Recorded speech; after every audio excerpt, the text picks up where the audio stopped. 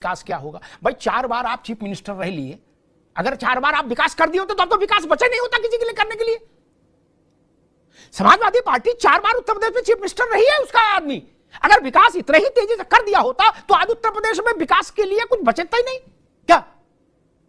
Steel की सड़कें होती और फर दौड़ रहे होते लोग, नहीं उद्योग धंधा इसला रहे होते। और कांग्रेस वालों ने विकास कर दिया होता तो पूरे देश में भाजपा चिराग लेके ढूंढती कि कहीं विकास हम भी कर दें, विकास के लिए कुछ बचते नहीं। विकास के लिए जगह क्यों खाली पड़ी है? बोले अगली बार आएंगे तब कर देंगे। 4 बार आए तब क्या हुआ? हो गए हैं, मजा नहीं आ रहा है। अभी मजा आएगा ना भिड़ो। पिक्चर चालू करो बे। वो है ना, दिल के अरमां आंसुओं में बह गए। बताओ, नहीं आपने सारा समीकरण ही इस बात पर रचा था कि नीतीश बाबू और नायडू, लेकिन ये लोग तो बिल्कुल मजबूती से खड़े हो गए, टस से मस भी नहीं हुए। दुबे जी, मुख्तारी साहब, राजनीति है, राजनीति में परिस्थितियां कब बदल जाएंगी कोई नहीं कह सकता। अभी की बात कर रहे हैं, आगे की तो भविष्य में सुनिए चर्चा सुनिए करेंगे। आप सुनिए, अभी अरे तक की बात। सुनिए, हाँ आज ही तक की एक वोट से अटल जी की सरकार चली गई थी, ठीक है ना? तो कहने का मतलब ये है वो आश्वस्त थे कि हो जाएगा काम, हो जाएगा, मेरी सरकार बच जाएगी, लेकिन नहीं बच पाई। तो अनिश्चितताओं का खेल है, क्या कब कहाँ कैसा होगा इसलिए नहीं कह सकते। लेकिन आज जो आपने ये वार्ता रखी है कि 1 साल पूर्ण होने पे जो जश्न है, ये किस बात का जश्न है? बेरोजगारी कम हुई, महंगाई कम हुई, देश का नाम रोशन हुआ क्या है? हमारे एमपीओ को बाहर विदेश में ये कहने के लिए भेजा जा रहा है कि नहीं हमने ये किया, हमने बहुत बड़ा तीर मार लिया। अरे तीर कैसे मारा? तीर तो तब होता जब इंदिरा गांधी जी की तरह उस देश के 2 टुकड़े करवा देते आप। अरे तब तो कहते हैं कि मैं 36 की 56 इंच का सीना लेके चलता हूँ। तब क्या हो गया? वो 56 इंच का सीना आपका 36 इंच का भी नहीं रहा।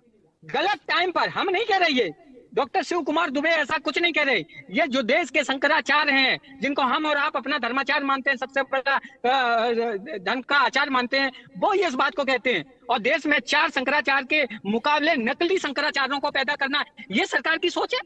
आपके टीवी चैनल में जब से ये शो चालू हुआ, मैंने एक भी बार विपक्ष की कामयाबी की कोई चर्चा, कहीं भी एक पॉइंट नहीं था। लेकिन सरकार की कामयाबियों की, जैसे आदमी उसकी गुलामी में आदमी आ जाता और यस सर, उस तरीके की आज की मीडिया हो गई है। अरे भाई, कभी विपक्ष की भी बात उठाई गई है? आज हम 3 से 37 हो गए, इसकी आपने चर्चा नहीं की कि 3 से 37 वाली पार्टी समाजवादी पार्टी उत्तर प्रदेश में 42 सीटें लेके आई।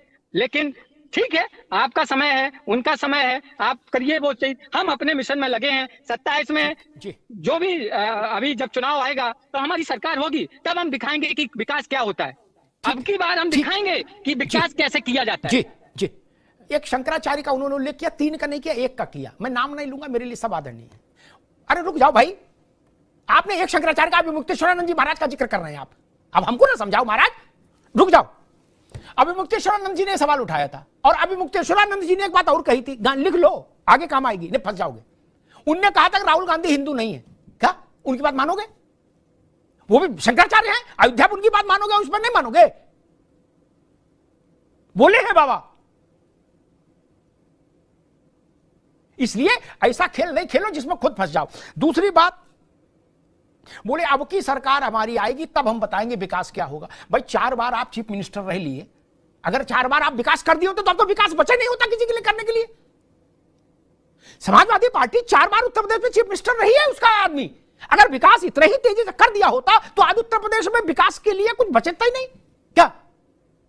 स्टील की सड़कें होती और फर दौड़ रहे होते लोग, नहीं उद्योग धंधा इसला रहे होते। और कांग्रेस वालों ने विकास कर दिया होता तो पूरे देश में भाजपा चिराग लेके ढूंढती कि कहीं विकास हम भी कर दें, विकास के लिए कुछ बचते नहीं। विकास के लिए जगह क्यों खाली पड़ी है? बोले अगली बार आएंगे तब कर देंगे। 4 बार आए तब क्या हुआ?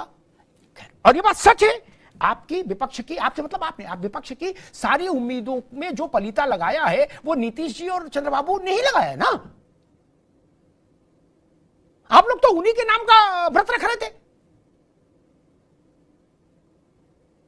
कर देना ना, हो गया इशारा, डन। किसी ने कहा भी था कि 6 महीने की है सरकार मोदी की, 6 महीने बाद हम बनाएंगे सरकार। विवेक जी की पार्टी के एक बहुत बड़े नेता ने कहा था क्या कि हमने कहां तीर मारा है। ये भाषा से लगता है कि कुछ खिन्नता हो गई ऑपरेशन सिंदूर से, अच्छा नहीं लगा ये जड़ाका। खैर, कहां कहां तीर मारा है जो आप समझ गए या आपकी पार्टी समझ गई, आपने राजीव राय को नहीं समझाया था। वो तो पूरे प्रतिनिधिमंडल में जहां जहां गए उन्होंने तो बताया कि कहां कहां तीर मारा है भारत ने। आपकी पार्टी के सांसद ने ही बताया दुनिया में बहुत सारे देशों में कि भारत ने तीर मारा है और कैसे कैसे मारा है।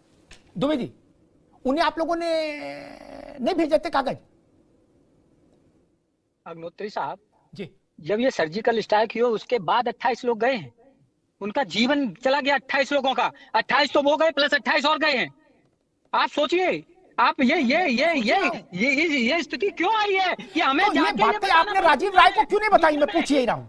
नहीं, सुनिए मेरी बात। वो तो एक सरकार ने डिसीजन लिया, ठीक है, जाना तो आपको नहीं भेजना चाहिए था जब आप सहमत ही नहीं। सरकार, अरे लेकिन सरकार किस उससे कर गई है? मैं तो यह आश्चर्य में हूँ, आज तक नहीं समझ पाया हूँ कि हमें अपनी चीज दुनिया में जाके बताना पड़े कि पाकिस्तान ऐसा कर रहा है इसलिए हमने ऐसा किया। अरे आज अगर आप 2 टुकड़े करके 3 टुकड़े करके फिर दुनिया को बताने जाते कि देखो हिंदुस्तान की औकात इतनी है, जिसको चाहेगा उसको दबा देगा, हमारे सामने आंख निकालने वाले की आंख निकल जाएगी, तब जाके आपका सम्मान और बढ़ता। तब आपसे जाके जो ट्रंप जो गेम खेला है ना, ट्रंप वो गेम नहीं खेलता। या और जो देश है वो आएंगे आपके पास, खेमचंद जी रुकिए, उनको उनकी बात आ जाती है पहले।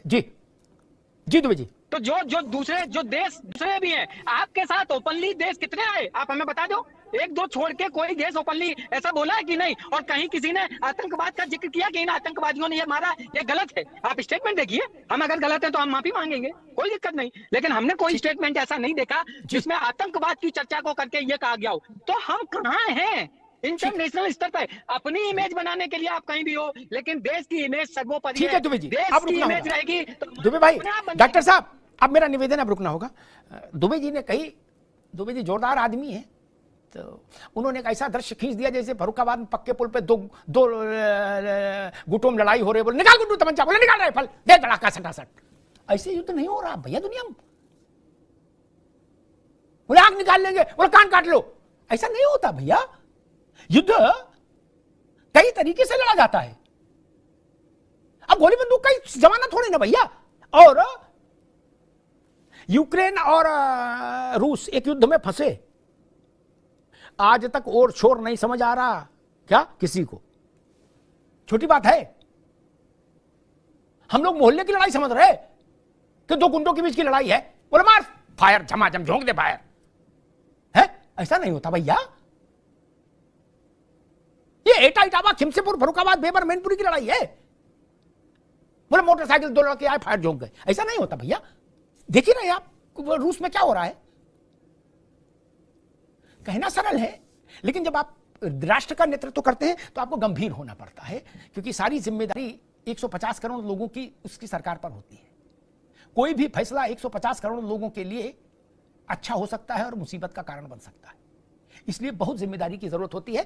कहने के लिए आप कुछ भी कह सकते हैं।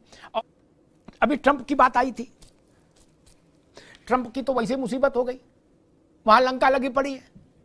वो पूरी दुनिया में पंच बने घूम रहे थे, यहां भी कह रहे थे कि हम ही ने किया। और विवेक जी की पार्टी तो उनका टेलीफोन सुनी आई थी कि ट्रंप ने कब टेलीफोन किया और टेलीफोन पर क्या बोले।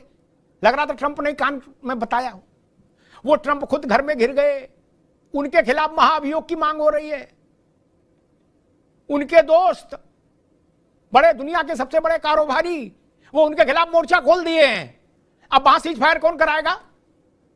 और ट्रंप चचा तो पूरी दुनिया में मिस्टर सीज फायर के नाम से प्रसिद्ध हो रहे थे। अब वहां तो फायर हो गई। और मैंने कहा चंद्रबाबू नायडू और नीतीश जी के नाम पर हसरत भरी निगाहों से देखते रहे हमारे विपक्ष के दल। उन्होंने निराश किया विपक्ष को। वैसे ही ट्रंप चचा की ओर भी हसरत भरी निगाहों से विपक्ष ने देखा। ढेरों आशीर्वाद दिए ट्रंप साहब को, कहा जुग जुग जियो मेरे लाल, तुमने मजा बांध दिया ट्वीट ठोक ठोक के। वो ट्रंप भी मुसीबत में फंसा है। कर्मा कॉलिंग।